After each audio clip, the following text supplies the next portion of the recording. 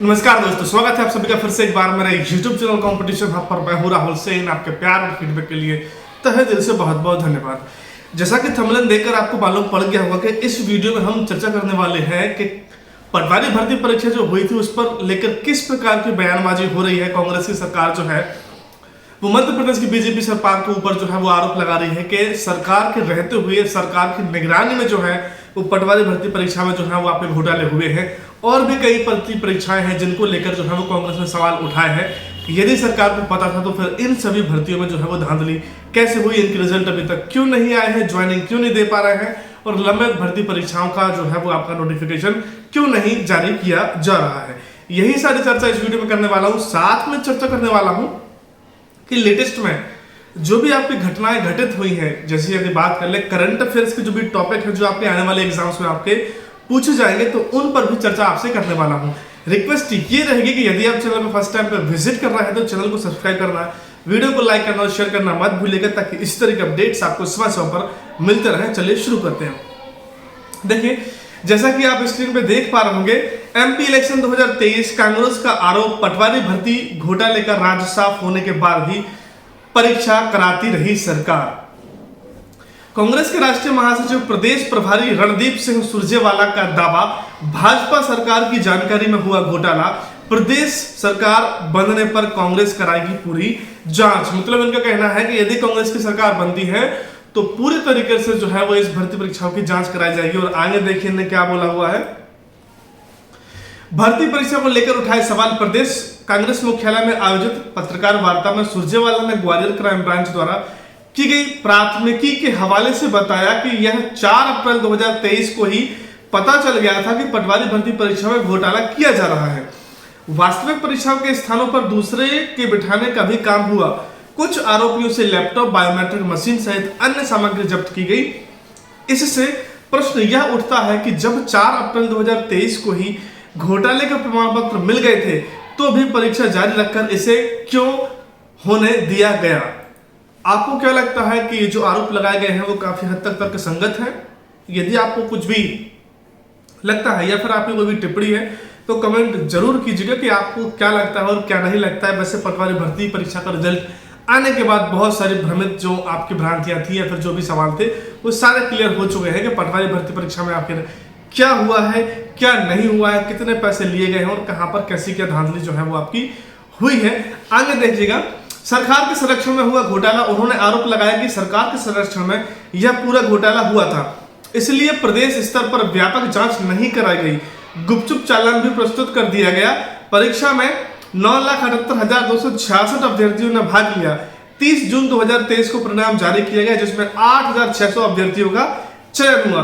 प्रवीण सूची में 10 में से 7 अभ्यर्थियों का परीक्षा केंद्र एक ही कॉलेज में था। कई अभ्यर्थी ऐसे भी थे जो 15 परीक्षा में जो है वो आपके अनफिट थे, लेकिन इस परीक्षा में जो है वो आपके फिट बताए गए। आगे देखिए, इसके अलावा जो है वो क्या क्या बोला गया है और कहीं ना कहीं हद तक कुछ ना कुछ इसमें जो आरोप लगाए गए हैं वो मुझे तो लगता है कि सही है, लेकिन संदेहास्पद स्थिति में है। आपको क्या लगता है किस वजह से जो है वो आपकी रिजल्ट में आपकी ऐसे आपको सामने देखने के लिए मिले और ज्वाइनिंग में जो है वो आपको इतना डिले किया जा रहा है? देखिए, 23 भर्ती प्रवेश परीक्षाओं में घोटाला। सुरजेवाला ने कहा है कि व्यवसायिक परीक्षा मंडल नया नाम कर्मचारी चयन मंडल के माध्यम से भाजपा सरकार ने 23 भर्ती परीक्षाओं में घोटाला किया। पहला मामला खंडवा, छतरपुर, भोपाल, इंदौर में प्राथमिक दर्ज हुई। कुल 23 भर्ती प्रवेश परीक्षाओं में गड़बड़ियां की गई हैं। मेडिकल और डेंटल टेस्ट के नाम पर निजी मेडिकल और डेंटल कॉलेजों में सीटें बेची गई। सुप्रीम कोर्ट में सीबीआई ने शपथ पत्र देकर कहा था कि डीमेट घोटाला व्यापम से भी बड़ा है। फर्जी नर्सिंग कॉलेज घोटाले पर तो न्यायालय की टिप्पणियां आंख खोलने वाली हैं। इससे साफ होता है कि प्रदेश में युवाओं के भविष्य से बड़ा खेल खेला गया है। आप जो कह रहे हैं वो काफी हद तक सही है और मैं भी मानता हूं, और जो विद्यार्थी इसको देख रहे हैं उनको भी लगता है काफी हद तक सही हुआ है। लेकिन यदि बात कर ले इसके पहले की जो कांग्रेस की सरकार थी आपकी, तो उस टाइम पर क्या हुआ था? उस टाइम पर भर्ती परीक्षाएं भी टाइम पर नहीं होती थी, इस टाइम पर भी नहीं हो रही है।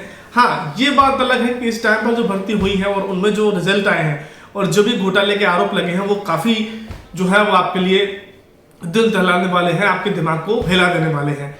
यही सारा अपडेट जो है वो इस वीडियो में आपको बताने वाला था कि देखिए किस प्रकार से जो है वो आरोप प्रत्यारोप का जो है वो आपका काम चुनाव को लेकर जो है वो चल रहा है। हालांकि 17 नवंबर को आपका इलेक्शन होने वाला है, तो अपने मताधिकार का प्रयोग जो है बिल्कुल सटीक तरीके से कीजिए, क्योंकि आने वाले समय में और शिक्षित युवाओं के लिए यदि कुछ सुनहरा भविष्य आप देखना चाहते हैं, अपने लिए देखना चाहते हैं, अपनी फैमिली के लिए, अपने परिवार के लिए देखना चाहते हैं, तो अपने मताधिकार का बिल्कुल सटीक तरीके से प्रयोग कीजिएगा, क्योंकि ये आपका नहीं, आपके पूरे प्रदेश के लिए आपका एक वोट काफी मायने रखता है सुनहरा भविष्य बनाने के लिए।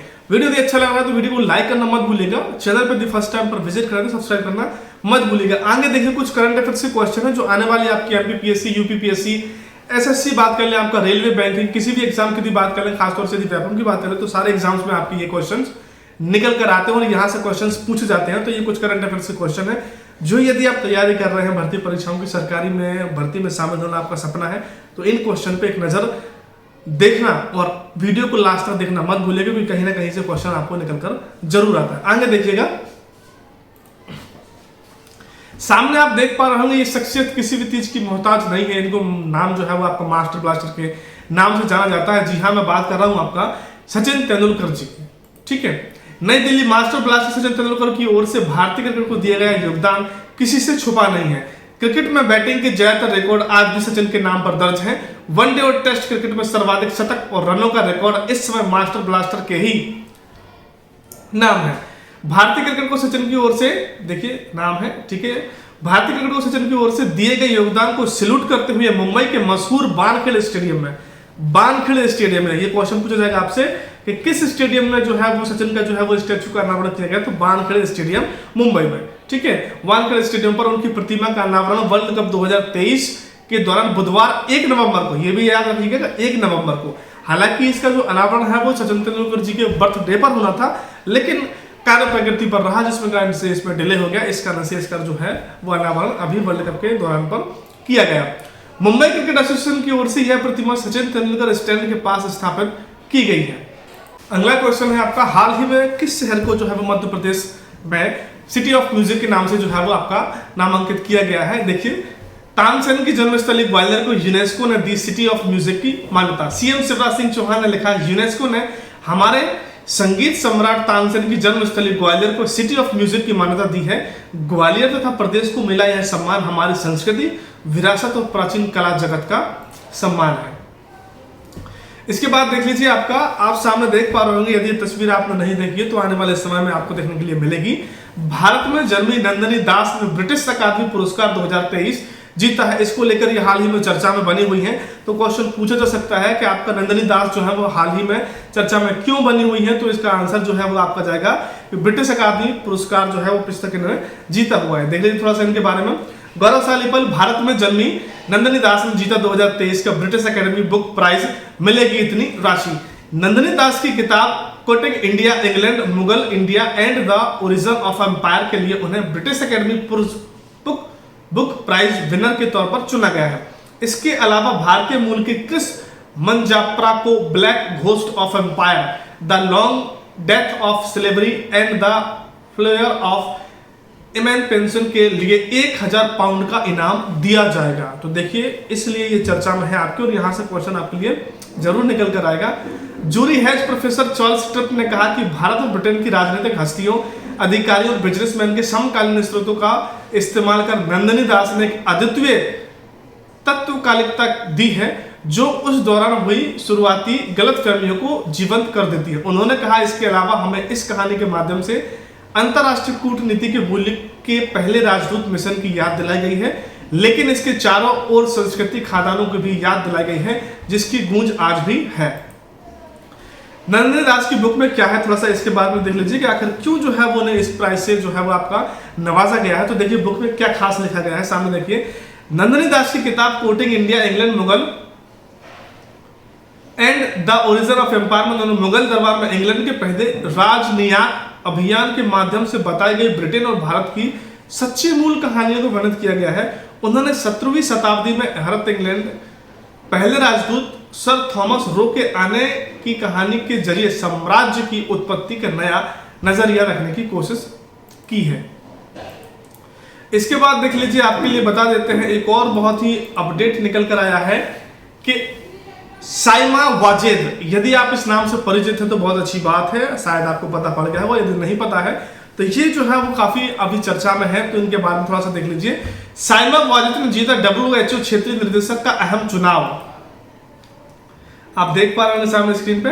बांग्लादेश की पीएम शेख हसीना की बेटी साइमा वाजिद ने वर्ल्ड हेल्थ ऑर्गेनाइजेशन का एक महत्वपूर्ण चुनाव जीत लिया है। जानकारी के अनुसार बांग्लादेश की प्रधानमंत्री शेख हसीना की बेटी साइमा वाजिद, जो एक मानसिक स्वास्थ्य विशेषज्ञ है, को विश्व स्वास्थ्य संगठन के दक्षिण पूर्व एशिया क्षेत्र में अगले क्षेत्र निदेशक के रूप में नामित किया गया है। WHO के वरिष्ठ अधिकारी डॉक्टर शंभू प्रसाद आचार्य दूसरे उम्मीदवार थे, उन्हें नेपाल में नामांकित जो है वो आपका किया गया है। देखिए थोड़ा सा इसको और देख लीजिए विस्तार से। दक्षिण पूर्व एशिया क्षेत्र के लिए WHO क्षेत्रीय समिति ने 76वें सत्र में एक बंद बैठक के दौरान सदस्य देशों के वाजिद को इस पद पर नामित करने के लिए मतदान किया। विश्व स्वास्थ्य निकाय के एक बयान के अनुसार नामांकन WHO अधिकारी बोर्ड को उसके 154वें सत्र के दौरान प्रस्तुत किया जाएगा, जो अगले साल 22 से 27 जनवरी तक स्विट्जरलैंड के जेनेवा में होगा। वाजिद 1 फरवरी 2024 को जो है वो आपके पदभार जो है वो आपका ग्रहण करेंगी, पदभार ग्रहण करेंगी। देखिए बांग्लादेश के विदेश मंत्रालय में एक बयान में नवनियुक्त क्षेत्रीय निदेशक फरवरी 2024 को जो है पदभार जो है आपका ग्रहण करेंगी। इसके अलावा देख लीजिए आपका इनके पक्ष में जो है वो आपके 8 वोट डाले गए थे, जिसके कारण से जो है इनको नॉमिनी बनाया गया है। अब देखिए विश्व स्वास्थ्य संगठन आप बहुत अच्छे से परिचित होंगे, थोड़ा सा एक बार डिटेल में थोड़ा सा ब्रीफ इन्फॉर्मेशन देता हूँ। विश्व स्वास्थ्य संगठन की स्थापना हुई, इसका मुख्यालय कहां पर है, देखिए कब हुई थी। विश्व स्वास्थ्य संगठन WHO संयुक्त राज्य की एक विशेष एजेंसी है जो अंतरराष्ट्रीय सार्वजनिक स्वास्थ्य से संबंधित है। यह 7 अप्रैल 1948 को स्थापित किया गया था और इसका मुख्यालय जो है वो आपका जेनेवा स्विट्जरलैंड में है। इसके बाद देख लीजिएगा बहुत ही बढ़िया अपडेट निकल कर आया है, आप शायद इससे परिचित होंगे। ये शख्सियत जो है वो बहुत ही पॉपुलर है इंडिया में, ऑल ओवर कंट्रीज में। जी हाँ, महेंद्र सिंह धोनी को हाल ही में जो है वो आपका SBI बैंक ने अपना ब्रांड एम्बेसडर जो है वो आपका नियुक्त किया है। तो ये क्वेश्चन भी आपको आने वाले परीक्षा में डेफिनेटली देखने के लिए मिलेगा। यदि दी गई जानकारी आपको पसंद आ रही तो प्लीज वीडियो को लाइक करना मत भूलिएगा। चैनल पर यदि फर्स्ट टाइम विजिट कर रहे हैं तो सब्सक्राइब करना मत भूलिएगा। देखिए सामने आप देख पा रहे होंगे SBI के अध्यक्ष दिनेश खारा ने कहा कि हमें MS धोनी को SBI के ब्रांड एम्बेसडर के रूप में शामिल करते हुए बहुत खुशी हो रही है। उन्होंने कहा कि धोनी का SBI के साथ जुड़ना हमारे ब्रांड को एक नया अवतार देगा। यह फैसला साझेदारी, हमारा लक्ष्य विश्वास, अखंडता और अटूट समर्पण के साथ राष्ट्र और अपने ग्राहकों की सेवा करने की प्रतिबद्धता को मजबूती देना है। बैंक ने यह कहा कि अब बैंक और धोनी के संबंध जुड़ाव विश्वसनीयता और नेतृत्व के मूल्यों को दर्शाते हैं। इसी के साथ SBI ग्राहकों के साथ गहरे संबंध बनाने की बैंक की प्रतिबद्धता का भी प्रतीक है।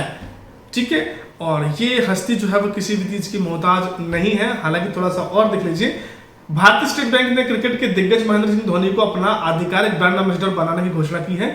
इसको लेकर बैंक द्वारा बयान दिया गया है कि अब बैंक के सभी प्रचारों में धोनी का महत्वपूर्ण योगदान रहेगा। बैंक ने अपने बयान में कहा है कि धोनी में तनावपूर्ण परिस्थितियों में संयम बनाए रखने के साथ दबाव में स्पष्ट सोच और तेजी से निर्णय लेने की क्षमता है। इस क्षमता के बारे में पूरा देश जानना चाहता है। महेंद्र सिंह धोनी का ब्रांड एम्बेसडर बन जाना यह SBI बैंक के लिए एक आदर्श विकल्प है। तो देखिए इतने सारे जो है वो आपके घटनाएं जो है वो लेटेस्ट घटित हुई हैं और इनसे आपका क्वेश्चन जो है वो आने वाली परीक्षाओं में, प्रतियोगी परीक्षा में जरूर आपको देखने के लिए मिलेगा। हालांकि इलेक्शन 17 तारीख को है, उसको आने के बाद जो है वो आपका रिजल्ट जब आ जाएगा उसके बाद नई भर्ती की नोटिफिकेशन कब तक निकल कर आएंगे उस पर हमारी बहुत तेजी नजर बनी हुई है। जैसे ही कोई अपडेट निकल कर आता है सबसे पहले उससे आपको रूबरू कराऊंगा। बात कर लें यदि आपका MPSI का बात कर लें, महिला सुपरवाइजर का बात कर लें, या फिर बात कर लें आपको मध्य प्रदेश पंचायत सचिव की, तो ये भर्ती काफी लंबे समय से पेंडिंग है। तो यदि कोई भी अपडेट निकल कर आता है सबसे पहले उसको आपको रूबरू करवाऊंगा। मध्य प्रदेश पुलिस भर्ती परीक्षा का भी रिजल्ट यदि आता है तो सबसे पहले उसको आपको रूबरू करवाऊंगा। फिलहाल तो वीडियो में इतना ही। यदि दी गई इन्फॉर्मेशन आपको अच्छी लगी तो प्लीज वीडियो को लाइक करना और शेयर करना मत भूलिएगा। चैनल पे यदि फर्स्ट टाइम पे विजिट करना है सब्सक्राइब करना मत भूलिएगा। आपका बहुमूल्य समय देने के लिए आप सभी के लिए तहे दिल से बहुत बहुत धन्यवाद। खुश रहिएगा, मुस्कुराते रहें, अपना और अपने परिवार का बहुत ख्याल रखिएगा। धन्यवाद। जय हिंद, जय भारत।